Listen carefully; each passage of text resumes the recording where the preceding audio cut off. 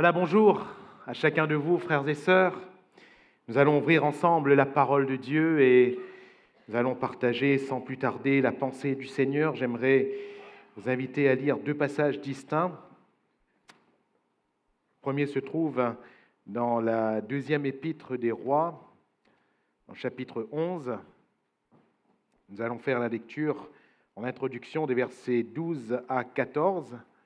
Sachant que nous reviendrons à ce récit qui nous servira de base de notre méditation de ce matin. La lecture serait trop longue, tout le récit, mais la pensée qui se dégage pour ce matin se trouve dans ces versets. 2 Rois 11, versets 12 à 14. Le sacrificateur fit avancer le fils du roi et il mit sur lui le diadème et le témoignage. Ils l'établirent roi et loignirent, et frappant des mains, ils dirent « Vive le roi !» Athalie entendit le bruit des coureurs et du peuple, et elle vint vers le peuple à la maison de l'Éternel. Elle regarda, et voici le roi se tenait sur l'estrade selon l'usage, les chefs et les trompettes étaient près du roi. Tout le peuple du pays était dans la joie, et l'on sonnait des trompettes. Athalie déchira ses vêtements et cria « Conspiration, conspiration !» Amen.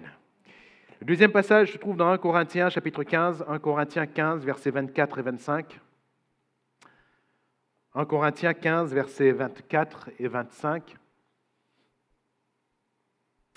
Voilà ce qui nous est dit. Paul déclarera ceci, ensuite viendra la fin, quand Jésus remettra le royaume à celui qui est Dieu et Père, après avoir détruit toute domination, toute autorité et toute puissance. Car il faut qu'il règne jusqu'à ce qu'il ait mis tous les ennemis sous ses pieds. Amen. Il faut qu'il règne. Il faut qu'il règne. Joas, ce roi, cet enfant, qui va monter sur le trône, âgé de 7 ans, on aurait pu dire, mais quelle folie, mettre un enfant pour régner. Quelle folie! Sauf que c'était tout au contraire la sagesse de Dieu. Et rappelons-nous toujours que Dieu est toujours plus sage que nous, plus sage que les hommes. Et les décisions de Dieu sont beaucoup plus sages que les décisions des hommes. La sagesse de Dieu est telle que la Bible nous dit que la plus petite de ces sagesses, que nous appellerions même folie, que la folie de Dieu est plus sage que la sagesse des hommes. Alléluia. La folie de Dieu est plus sage que la sagesse des hommes. Cet enfant avait 7 ans. Cet enfant est monté sur le trône royal. Vous en faites pas, c'est pas la louange ça. Voilà. Joas signifie donné par l'Éternel. Alléluia. Donné par l'Éternel. Et celui que l'Éternel a donné est monté sur le trône. Et celui que l'Éternel a donné, frères, sœurs, il faut qu'il règne. Qui est celui que l'Éternel a donné? C'est Jésus-Christ. Paul va dire qu'il faut que Jésus règne. Oui, les choses sont en train de se dérouler. Oui, il est roi de toute manière. Alléluia. Il est le roi des rois, il est le Seigneur des seigneurs. Et à la fin de toutes choses, Paul va dire qu'il remettra le royaume, ce règne à celui qui est Dieu et Père, après avoir détruit toute domination, toute autorité et toute puissance. De toute façon, il est roi et les choses que nous lisons vont s'accomplir. Néanmoins, Paul déclare, il faut qu'il règne.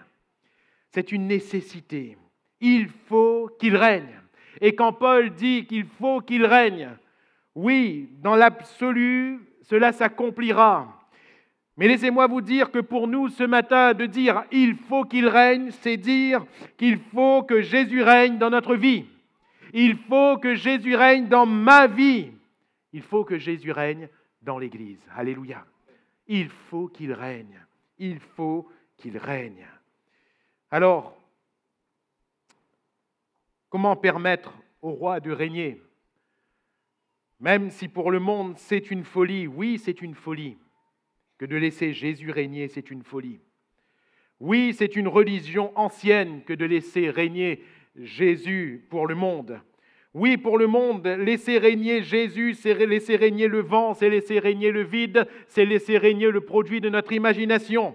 Mais nous, l'Église du Dieu vivant, nous savons que Jésus-Christ est vivant. Nous, l'Église du Dieu vivant, nous savons que Jésus est réalité et non fiction. Nous qui sommes l'Église du Dieu vivant, nous savons que Jésus est là, il est là au milieu de nous. Mais plus qu'être là au milieu de nous, il faut qu'il règne. Il faut qu'il règne.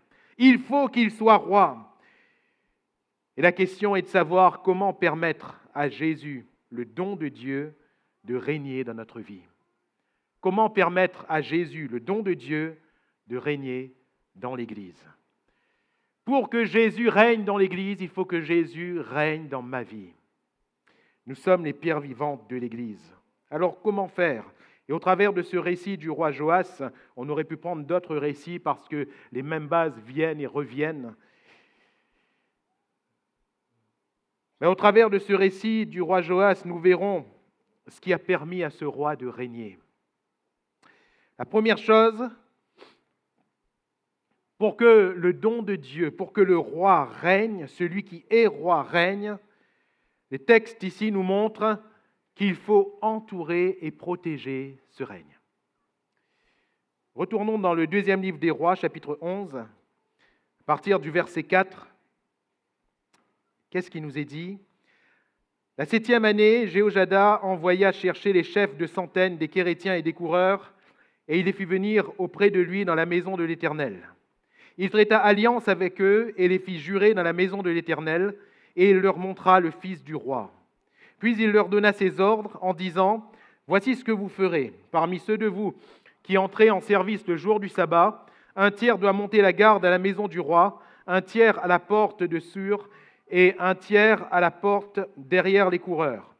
Vous veillerez à la garde de la maison, de manière à en empêcher l'entrée. Vos 2 autres divisions, tous ceux qui sortent de service le jour du sabbat feront la garde de la maison de l'Éternel auprès du roi. Vous entourerez le roi de toutes parts, chacun les armes à la main, et l'on donnera la mort à quiconque s'avancera dans les rangs. Vous serez près du roi quand il sortira et qu'il entrera. » Amen. Vous entourerez le roi, vous protégerez, vous serez près du roi. Pour qu'il règne, il fallait être près de lui, il fallait l'entourer et il fallait le protéger. À ce moment-là, remettons-nous dans le contexte, qui règne en Juda, en ce royaume ? Eh bien, le roi, c'est Baal. Et la reine, c'est Athalie. Le roi n'est pas celui qui aurait dû être roi.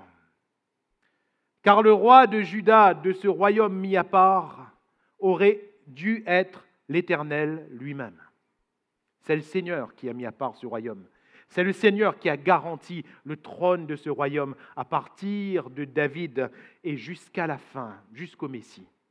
C'est le Seigneur, c'est Dieu lui-même qui a pris sous son aile ce royaume.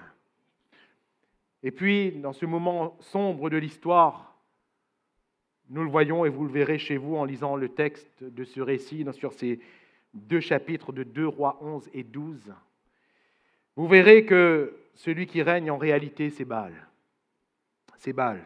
Il y a une maison qui a été faite pour Baal. Il y a des hauts lieux qui ont été faits pour Baal. Et cela en si peu de temps. En si peu de temps. Quel dommage. En moins de 10 ans. En moins de 10 ans. Le culte s'est détourné de l'Éternel pour se tourner vers Baal. C'est Baal qui règne. Il y a une telle débauche. C'est Baal qui règne. Et la reine, c'est Athalie,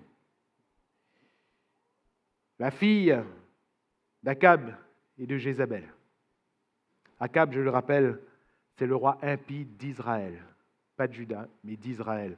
On rappelle l'histoire, il y a eu un schisme à un moment donné de cette chronologie, il y a eu une séparation entre Israël et les 10 tribus d'Israël, et d'autre part Juda et Benjamin, donc ces 2 petites tribus. Et Athalie, c'est celle qui règne Qui est Athalie? Nous le verrons un peu plus amplement tout à l'heure, mais Athalie, c'est quand même une reine meurtrière qui a fait tuer tous ceux qui auraient eu la capacité de se mettre entre elle et le trône. Et elle est montée sur ce trône de force. Et voyez-vous, parce qu'il y avait Baal et Athalie, la première mesure de ce Jéhojada, souverain sacrificateur, pour que le roi règne, sa première mesure a été de demander à ceux qui étaient encore fidèles d'entourer ce roi. Alléluia, d'entourer ce roi. Frères, sœurs, il faut que Jésus règne et il faut que ceux qui lui sont fidèles entourent son règne. Il nous faut entourer ce règne. Comment? Premièrement, et nous l'avons lu dans le texte, vous serez près du roi, quand il sortira, quand il entrera, vous serez près du roi. Pour entourer le règne de Christ, il faut être auprès de Christ. Car s'il y avait Baal qui régnait, s'il y avait Athalie qui régnait, le vrai roi, c'était Joas. Mes frères et mes sœurs, il y a tellement de rois qui règnent. Et on peut dire que sur le monde, d'ailleurs, nous verrons tout à l'heure, ce que Baal implique. Et Baal, en fait, c'est la divinité des divinités dans cette contrée. C'est l'idole des idoles. Toutes les autres idoles sont liées à Baal. Quand on offrait un culte à Baal, on pouvait offrir un culte à Astarté. Donc quand on s'approchait d'Astarté, on s'approchait de Baal. Quand on s'approchait de Moloch, on s'approchait de Baal. Quand on s'approchait de tous ces dieux qui sont nommés, en réalité, on s'approchait du Baal. Et il y a une divinité qui règne sur ce monde, mais il n'est pas notre roi.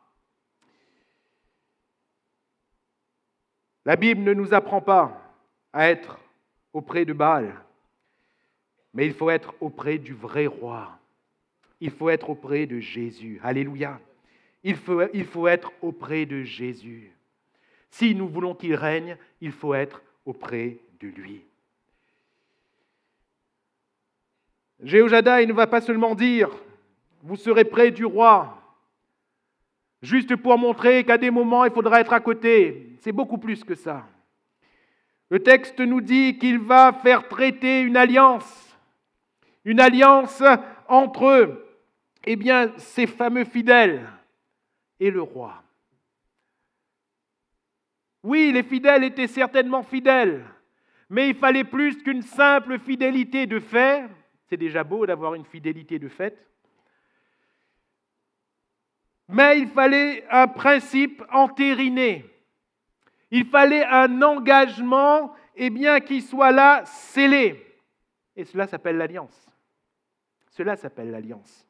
Il fallait un lien d'engagement, car Dieu est un Dieu d'engagement. Et voyez-vous, si cette intimité pour nous, et nous le verrons dans quelques secondes, cela signifie pour nous d'être près de lui, réellement. Le Seigneur est avant tout un Dieu d'alliance. Voilà pourquoi la Bible nous dit que celui qui croira et qui sera baptisé sera sauvé. Parce que Dieu est un Dieu d'alliance. Dès le départ, quand il crée Adam et Ève, on voit qu'il fait une alliance avec eux. Il ne les crée pas juste pour qu'ils soient dans leur présence comme cela. C'est le cas. Mais il crée Adam et Ève et il établit entre lui et eux une alliance. Il fait une alliance avec Noé, il fait une alliance avec Abraham, avec Isaac, avec Jacob, avec le peuple d'Israël. Il fait une alliance. Et quand Jésus vient sur la terre des hommes, à la fin des 3 années et demie de son ministère terrestre, qu'est-ce qu'il leur dit en leur montrant la coupe? Cette coupe est celle de la nouvelle alliance en mon sang. Alléluia. Et c'est par le sang de Jésus que nous traitons cette alliance. C'est par le sang précieux de Jésus-Christ. Traiter alliance nous amène donc inéluctablement à la croix, car l'alliance a été validée à Golgotha par Dieu lui-même. Si nous faisons alliance d'une autre manière, il n'y a rien d'autre, chers amis, rien d'autre qui n'a été validé par le Seigneur. Rien d'autre. La Bible nous dit qu'il n'y a aucun autre nom qui nous a été donné par lequel nous puissions être sauvés. Seulement le nom de Jésus. Alléluia. Et à la croix du calvaire, son sang est le sang de l'alliance. Alors, à partir du moment où nous venons traiter l'alliance avec Dieu par la croix, frères, sœurs, pour qu'il règne, il nous faut être près de lui. Vous serez près du roi. Jésus, quand il prend ses premiers disciples, il les prend pour les avoir avec lui. Alléluia. Et les disciples veulent être avec Jésus. Et Jésus veut être avec ses disciples. Alléluia. C'est un lien d'amour. C'est un lien d'amour. Ce n'est pas un lien de principe seulement, ce n'est pas un lien de circonstance, ce n'est pas une alliance sur un papier en soi, non. C'est un lien de cœur. Voilà pourquoi Jésus, il va dire, quand vous priez votre Père, mais ne faites pas devant les hommes comme des hypocrites. Il va leur dire, mais quand tu pries, entre dans ta chambre, ferme ta porte. Entre dans cette intimité, alléluia. Et si tu entres dans cette intimité, ton Père, il se tient là dans cette intimité. Il le verra et il te le rendra. Alléluia. C'est-à-dire qu'il y aura un échange. Un échange. Et notre intimité avec Dieu est vraiment une relation par Jésus-Christ, notre Seigneur. Mais il faut qu'il règne. Alléluia. Être près de lui. C'est parce que ses disciples étaient près de Jésus qu'ils ont pu voir les miracles, les signes et les prodiges. C'est parce que les disciples étaient près de Jésus qu'ils ont pu entendre l'enseignement de Jésus. C'est parce que les disciples étaient près de Jésus qu'ils ont pu le voir mourir et ressusciter des morts. Alléluia. C'est parce qu'ils étaient près de lui qu'ils ont pu le voir monter au ciel. Et c'est parce qu'ils étaient près de lui qu'ils ont pu recevoir le Saint-Esprit. Entourer le règne, c'est être auprès du vrai roi. Entourer le règne, c'est cacher le vrai roi.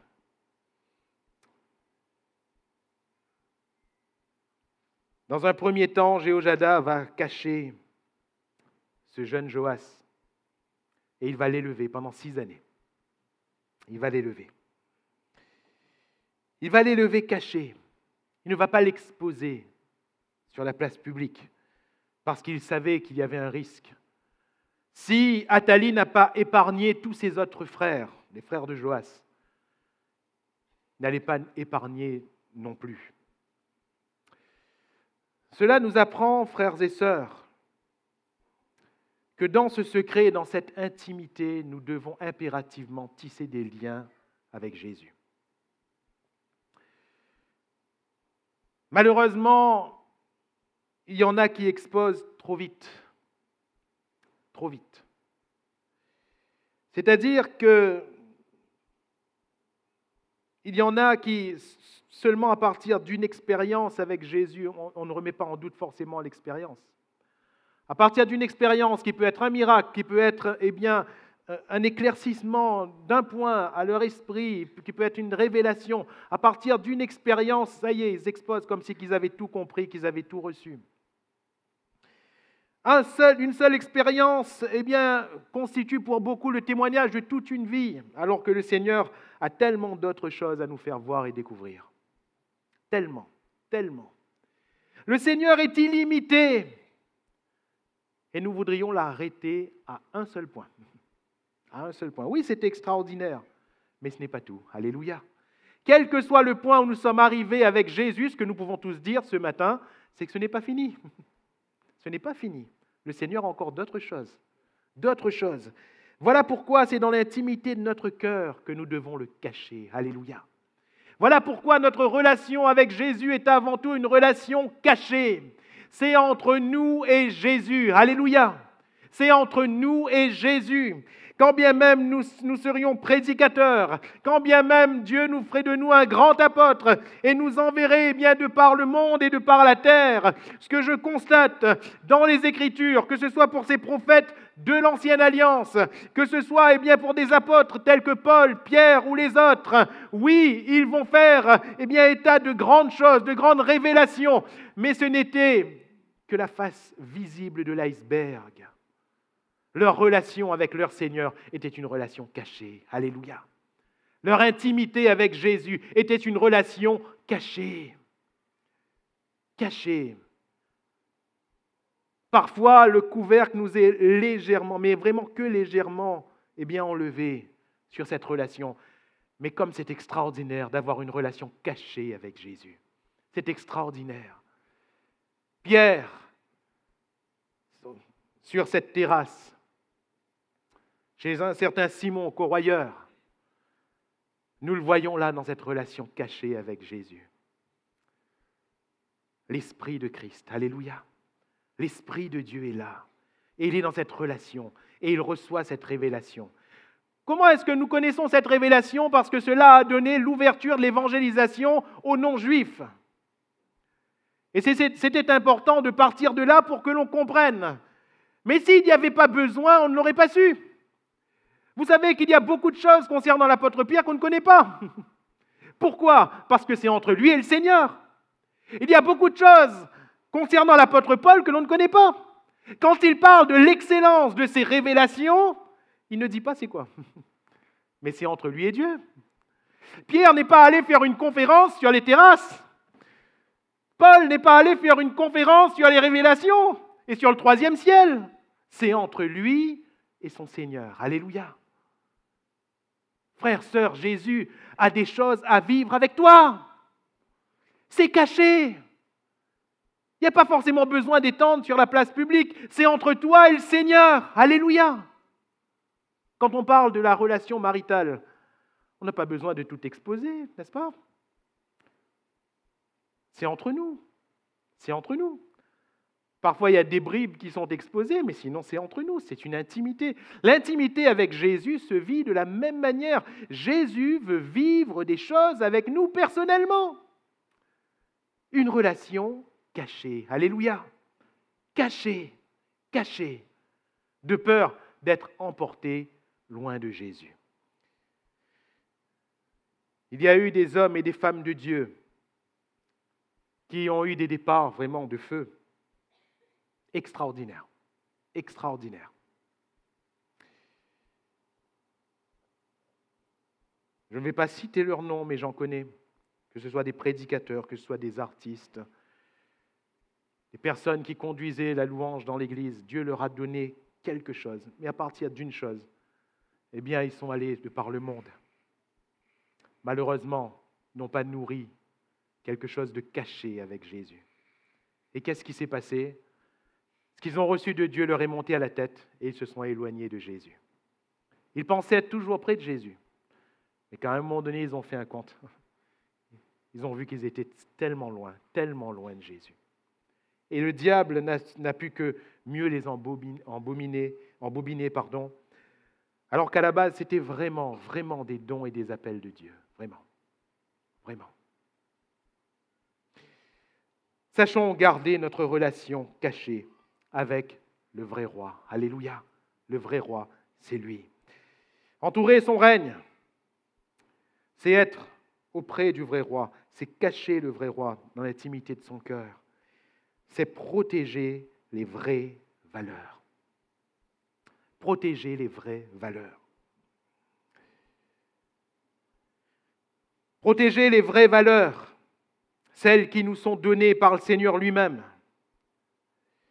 Nous l'avons lu, Jéhoiada a mis une garde autour de la maison du roi, une garde autour du temple. Et comme je le disais en introduction, il s'agit de notre cœur, il s'agit de l'Église. Et il s'agit pour nous, frères, sœurs, de protéger les valeurs du Seigneur dans notre cœur et dans l'Église. Et pour cela, il faut vraiment monter la garde. Dans les temps où nous sommes, dans le siècle où nous vivons, il faut vraiment monter la garde.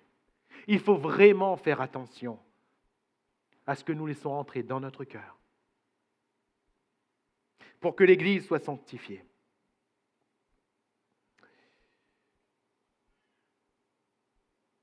Vous avez lu, comme moi, que c'est,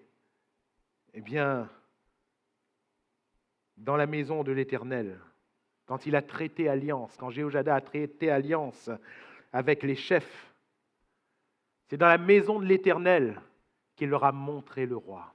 Alléluia. C'est dans la maison de l'Éternel qu'il leur a monté le vrai roi. Jusqu'à maintenant, ils se disaient, non, c'est Athalie qui est la reine. Mais dans la maison de l'Éternel, Jéhoiada leur montre le vrai roi.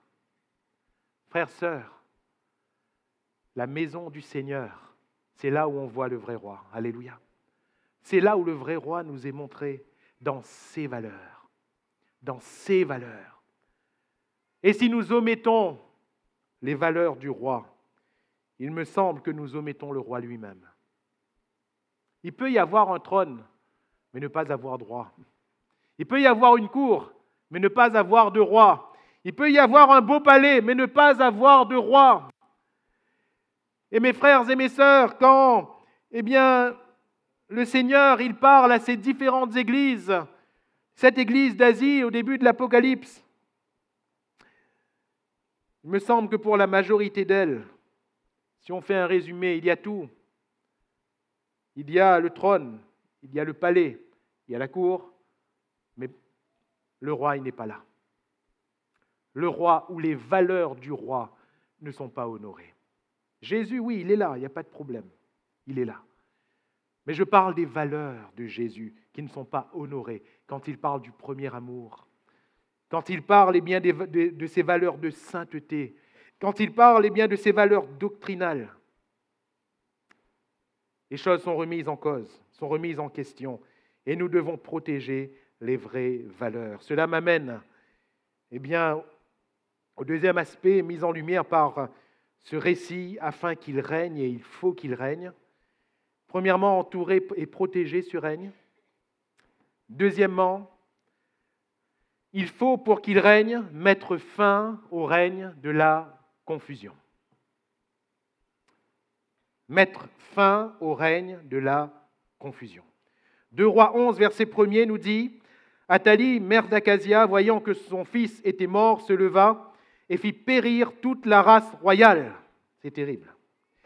Mais Josheba, fille du roi Joram, sœur d'Akazia, prit Joas, fils d'Akazia, et l'enleva du milieu des fils du roi quand on les fit mourir. Elle le mit avec sa nourrice dans la chambre des lits. Voilà quelqu'un qui a caché le roi, comme tout à l'heure on l'a dit. Il fut ainsi dérobé au regard d'Athalie et ne fut point mis à mort. Il resta 6 ans caché avec Josheba dans la maison de l'Éternel, et c'était Athalie qui régnait dans le pays. Qui régnait? C'était Athalie. Et au travers d'Athalie, c'était la confusion. La confusion. Qui est Athalie? C'est le fruit de l'alliance entre Akab et Jézabel. Et le fruit de cette alliance, quand on parle de cette alliance, on parle d'ores et déjà de 2 personnes que le Seigneur éprouvait. Akab, parce qu'il va commencer déjà à marcher dans la voie de Jéroboam, le premier roi d'Israël après le schisme, après la séparation avec Juda. Rappelez-vous, ce Jéroboam qui va faire les 2 veaux d'or et qui va dire, voilà, ton Dieu qui t'a délivré d'Égypte, Israël, qui va instituer les cultes, qui va instituer les prêtres, avec cet autel, cette abomination à Samarie, capitale de cette nouvelle Israël. Akab va commencer déjà à marcher, mais elle va faire alliance avec cette femme, Jézabel, qui va être une femme terrible. Terrible.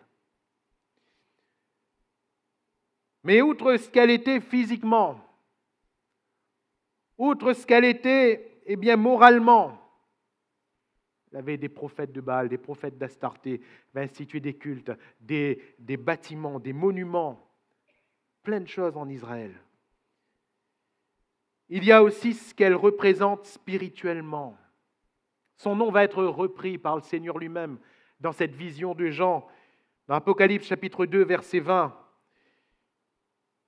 Jésus va dire, mais ce que j'ai contre toi, c'est que tu laisses la femme Jézabel, qui se dit prophétesse, enseigner et séduire mes serviteurs pour qu'ils se livrent à l'impudicité et qu'ils mangent des viandes sacrifiées aux idoles. C'est terrible parce que Jésus parle à une église. Et regardez ce qu'il y avait au sein de cette église.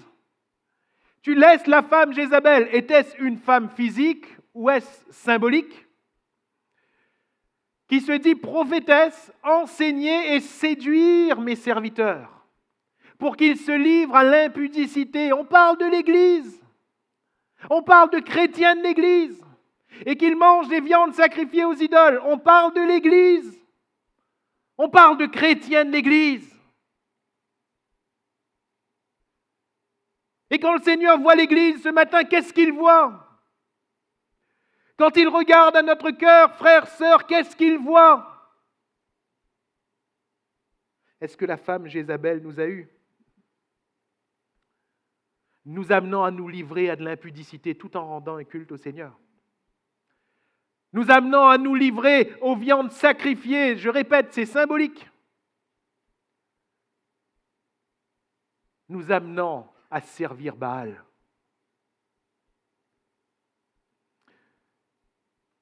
Voyez-vous, ce n'est pas hors de propos. Ce n'est pas seulement sous l'Ancien Testament, parce que Jésus reprend le nom de cette femme. Dans cette révélation apocalyptique à Jean, il reprend le nom de cette femme. Et il va dire, attention, parce que cette Jézabel, elle est au milieu de vous. Elle est au milieu de mon Église. Elle est en train de séduire, elle est en train de donner de faux enseignements.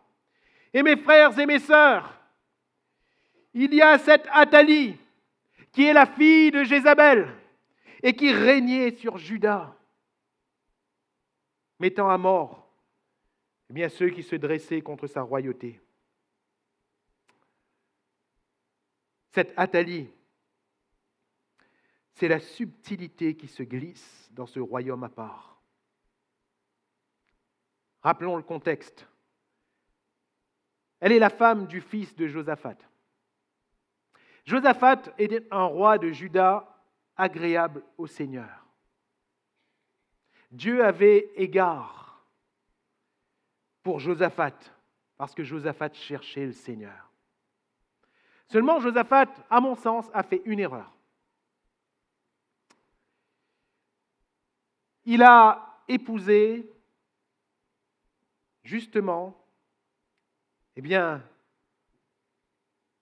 un des membres de la famille, vraisemblablement l'une des filles d'Akab.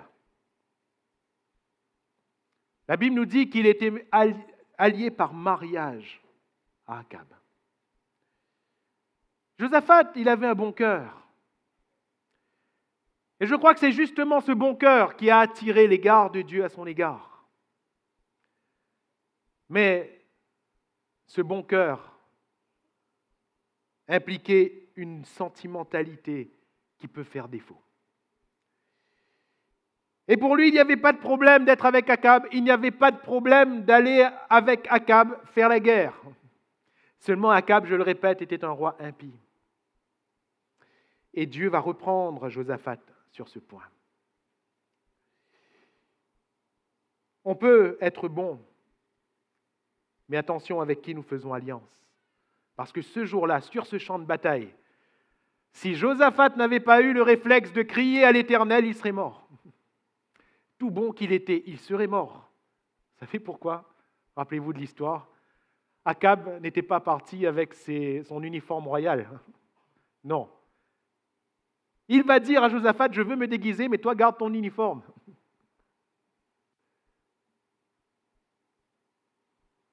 Mais c'est méchant. Parce que Akab, il savait, peut-être que Josaphat n'y avait pas compris, mais Akab, il savait ce que cela impliquait d'être en uniforme royal sur un champ de bataille. Vous savez, dans la guerre, parfois, si on voit qu'on n'est pas trop fort, on vise le roi.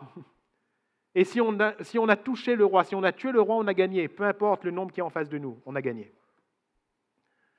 Et Josaphat, il était là, tranquille, sur le champ de bataille, avec son uniforme royal. Et Akab était déguisé. Qu'est-ce qu'ils ont fait, d'après vous, les soldats ennemis? Ils ont dit, ah, voilà le roi. On va l'entourer, on va le tuer. Et quand Josaphat a vu que les soldats ennemis l'entouraient, non, là, il a crié. Il a crié à l'aide, il a crié au Seigneur. Et le Seigneur, a agi dans ce moment, et les soldats ennemis sont regardés en disant, mais c'est pas le roi d'Israël, ça. C'est pas lui le roi d'Israël. Et ce jour-là, on connaît l'histoire, la suite. Pour ne pas dire la fin, une flèche tirée au hasard, même si Akab était déguisé, une flèche tirée au hasard va toucher Akab au défaut de la cuirasse et il va mourir. Comme quoi, voyez-vous, tout dépend de notre cœur devant le Seigneur. Si notre cœur est méchant, on peut se déguiser comme on veut, hein. La flèche nous atteindra. Par contre, si notre cœur est bon, on peut parfois être exposé par maladresse, le Seigneur nous protégera toujours. Toujours.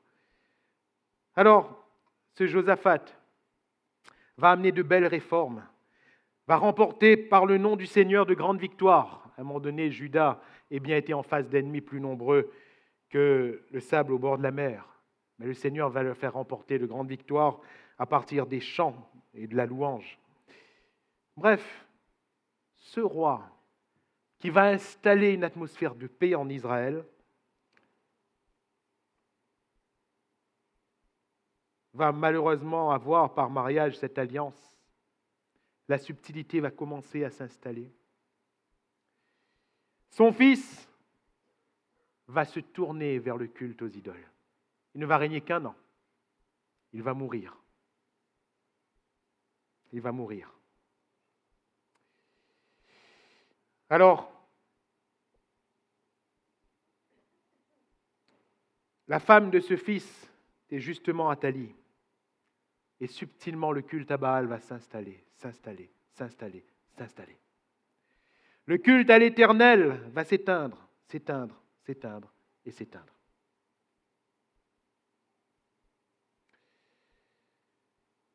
Athalie va être celle qui va permettre à Baal de régner.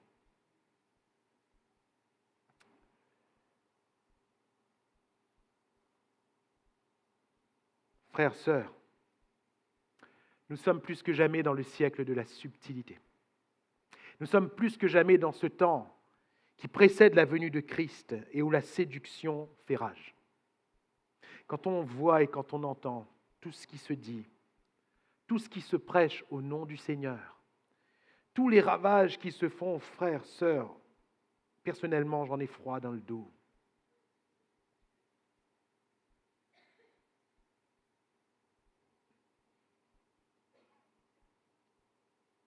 Sous couvert de l'amour, on accepte tout et n'importe quoi.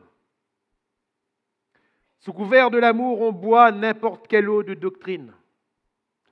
Sous couvert de l'amour, on mange à n'importe quelle table et on fait alliance avec n'importe qui.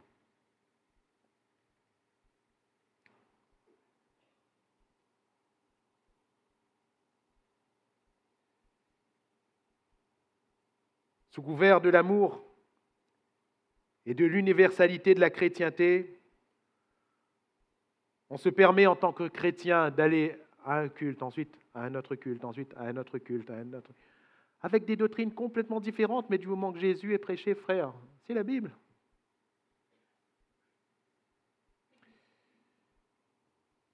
Et mes frères et mes sœurs, ce n'est pas la Bible, c'est la confusion.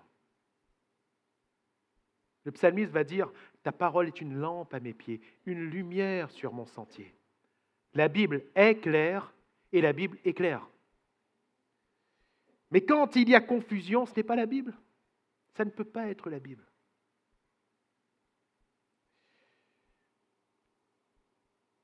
Quand on entend des hommes et des femmes qui disent, qui prêchent que le Saint-Esprit, sous prétexte que la Bible dit que l'esprit des prophètes est soumis aux prophètes, quand ils enseignent qu'il suffit d'ordonner au Saint-Esprit pour qu'il fasse, mais où est-ce qu'on va, frères, sœurs? Le Saint-Esprit devient notre serviteur? C'est ça la vérité? On peut prophétiser quand on veut? C'est ça ce qui nous est enseigné? On peut exercer des dons spirituels quand on en a envie? C'est ce qui est enseigné et c'est ce que l'on voit. Mais c'est mensonger, c'est la confusion. C'est la confusion. Quand on en entend qui prêchent que si l'Éternel est l'Éternel qui nous guérit de toutes nos maladies, et si dans les meurtrissures de Jésus nous avons été guéris, alors c'est impossible qu'un chrétien soit malade. Est-ce que c'est ce que nous lisons? Oui, on peut détacher un verset comme ça et on peut l'enseigner, oui. Mais est-ce que c'est ce que nous lisons? Dans ce cas, sont damnés et condamnés tous nos frères et sœurs qui sont morts de maladie alors. Mais mes frères et mes sœurs, voyons quand même dans la Bible qu'Élisée, il est mort de la maladie dont il était atteint. Il y a des malades qui ont été guéris et il y en a qui n'ont pas été guéris. Et cela nous ramène encore une chose, comme pour le Saint-Esprit dont je viens de vous parler à l'instant, c'est lui qui est souverain. Ce n'est pas nous. Quand on entend qu'il est prêché que soi-disant parce que l'argent répond à tout, alors un homme spirituel ne peut pas être pauvre. Mais mes frères et mes sœurs, où est-ce qu'on va? Où est-ce qu'on va? Que faire des versets qui nous disent que l'amour de l'argent est la racine de tous les maux, de ne pas poursuivre du regard ce qui va disparaître, etc., etc. Qu'est-ce qu'on fait de tout ça? Alors le royaume de Dieu, c'est le royaume des riches alors? Où est-ce qu'on va? Où est-ce qu'on va? Toutes ces choses sont prêchées, sont développées, sont étayées pour séduire, de telle sorte que le chrétien moderne pense qu'il doit être riche, que le chrétien moderne pense qu'il ne peut pas tomber malade et que le chrétien moderne pense qu'il est maître de l'esprit de Dieu. C'est la confusion. L'alliance entre un roi qui est de la lignée de David et une reine qui est de la lignée d'Akab et de Jézabel. La confusion. La confusion.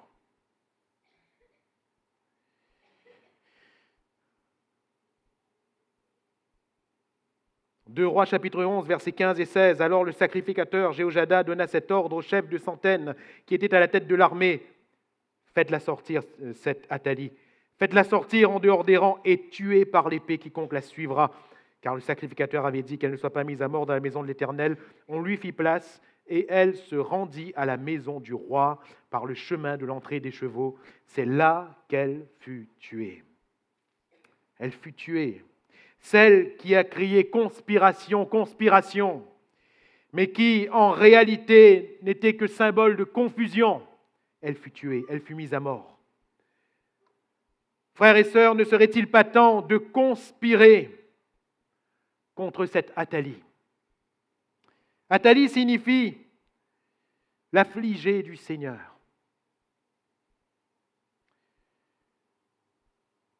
Elle est affligée du Seigneur parce que certainement qu'elle a affligé le Seigneur. Ne serait-il pas temps de conspirer contre cette confusion qui afflige le Seigneur? Ne serait-il pas temps de mettre à mort au milieu de nous, frères, sœurs, dans notre cœur, dans notre vie, dans notre maison, dans notre foyer, ce qui afflige le Seigneur, afin que Jésus règne. Alléluia. Afin que Jésus règne. Chapitre 11, verset 18 de 2 Rois. Tout le peuple du pays entra dans la maison de Baal et ils la démolirent. Ils brisèrent entièrement ses autels et ses images. Et ils tuèrent devant les autels Mathan, prêtre de Baal. Le sacrificateur Jéhojada mit des surveillants dans la maison de l'Éternel. Après avoir fait mourir celle qui a amené la confusion, ils ont ensuite brisé tout ce qui appartenait à ce Baal. Vous savez ce que signifie Baal littéralement? Baal signifie Seigneur. Baal signifie Seigneur. Voyez-vous? Celui qui possède. Seigneur. Et Jésus va dire, vous ne pouvez pas avoir deux maîtres. Vous ne pouvez pas avoir deux seigneurs. Ce n'est pas possible. Vous ne pouvez pas être soumis à deux possesseurs. Ce n'est pas possible. Parce qu'à un moment donné, vous servirez l'un et vous ne servirez plus l'autre. Vous aimerez l'un et vous haïrez l'autre. Ce n'est pas possible. Et tant que nous jonglons, tant que nous manions la chèvre et le chou, nous jouons à un jeu dangereux, frères et sœurs. Nous jouons à un jeu dangereux. Et ce Baal, qui est subtil, qui semble n'être pas là, mais qui est partout en même temps. Ce Baal qui règne sur le monde, qui est bien le prince de la puissance de l'air. Ce Baal, c'est le diable. C'est le diable lui-même. C'est l'ennemi de nos âmes. Et frères, sœurs, il serait temps de briser entièrement, je reprends les termes de ce texte, de ce verset 18, il serait temps de briser entièrement tout ce qui appartient à Baal. Alléluia. Afin que Jésus règne, il est temps de briser dans nos vies tout ce qui appartient à Baal.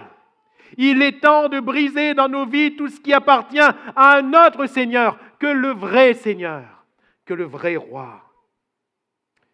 Et la Bible nous dit au verset 20, tout le peuple du pays se réjouissait et la ville était tranquille. Pourquoi ? Parce qu'on avait fait mourir cette reine, Athalie. Tout le peuple du pays se réjouissait et la ville était tranquille. Alléluia. Autour de nous, c'est le monde. Il peut y avoir de la confusion, il peut y avoir des troubles, mais l'Église doit être en paix. Alléluia. Et l'Église doit s'accroître par l'assistance du Saint-Esprit. L'Église doit avoir la paix en son sein. Pourquoi ? Parce que Jésus règne dans chacun de nos cœurs. Et il faut qu'il règne. Et enfin, pour permettre à Jésus de régner, il faut non seulement entourer et protéger ce règne, il faut non seulement mettre fin au règne de la confusion, mais il faut aussi suivre une direction. Une direction. Et cette direction est celle du Saint-Esprit. 2 Rois 12.2, 2 Rois 12.2, Joas fit ce qui est droit aux yeux de l'Éternel tout le temps qu'il suivit les directions du sacrificateur Jéhojada. Et si vous lisez la suite de l'histoire, dès que Jéhojada n'était plus, il a fait n'importe quoi. Il a fait n'importe quoi. Il est allé dans n'importe quelle direction et malheureusement, il va mal finir.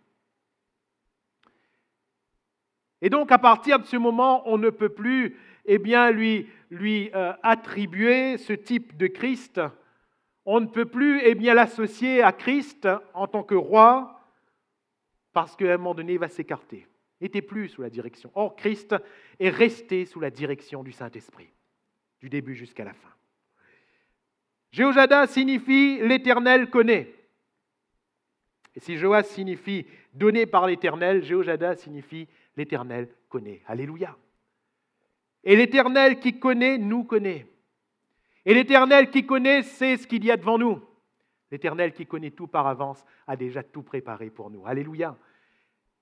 Et qui connaît les profondeurs de Dieu, si ce n'est l'Esprit de Dieu?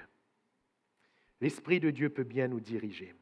Nous voyons dans ce passage que Jéhojada enseigne et agit selon la loi de l'Éternel. Il est souverain sacrificateur. Cela m'amène à dire que l'Esprit qui est le Seigneur qui connaît, l'Esprit qui veut nous diriger, l'Esprit nous enseigne et agit selon la loi de l'Éternel. Il ne peut pas y avoir de différence. Jéhojada va élever ce Joas caché selon la loi de l'Éternel. Selon la loi de l'Éternel.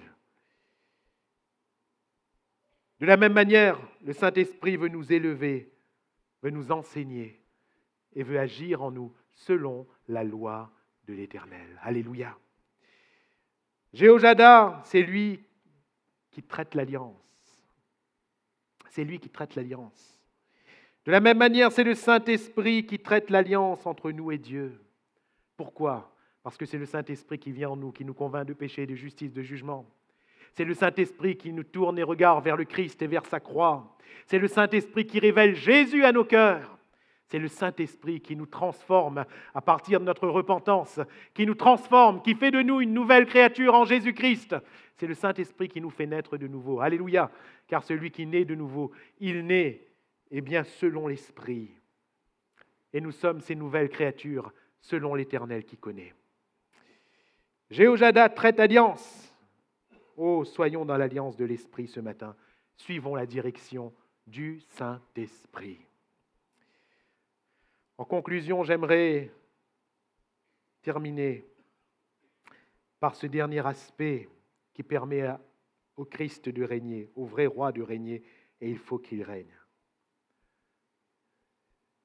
Et si ce qui permet à Christ de régner, c'est le fait d'entourer et de protéger son règne, si c'est le fait de mettre fin au règne de la confusion, et si c'est le fait de suivre la direction du Saint-Esprit,